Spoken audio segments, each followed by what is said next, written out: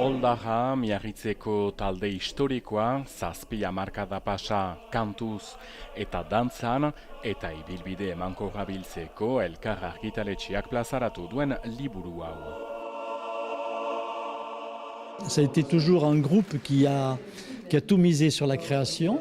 Sorkuntza izan da Oldajaren ardatz nagusia, hau da bere istorioa eta bere espiritua lan hainitzekin goi mailean aritzeko. Ça a été ma deuxième famille.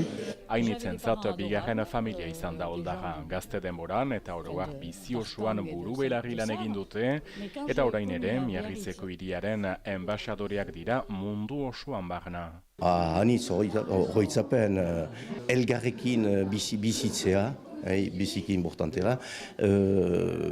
Kantua biztan da, kantua zen eta hemen Inakirekin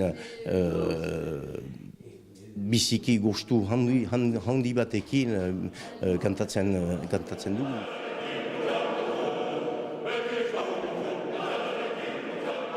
C'est un paradoxe d'avoir une ville si débasquisée, si cosmopolite et qui, au fond, crée des premiers symptômes de la Renaissance basque. Miarritzek euskaltasuna aspaldi galdu zuen, baina denbora berean euskal berpizkundearen abia izan da, eredua ere Euskal Herri osoan. Aipatzen dugularik ere Euskal Herria, beti deitoratzen dugu egoiten dela pixkat Euskal Herriko mugen barnean, eta ez dela ateratzen sobera Euskal Herritik.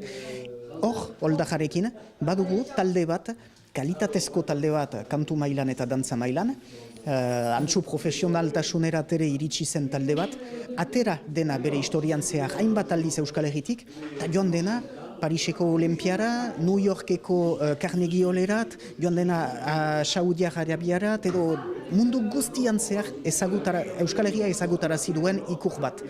Merezi zuen historia hori zabaltzea, atxikitzea, eta gero olako liburu bat ere, behar bakimu bat izanen da ere beste belaunaldi batzu izaiteko.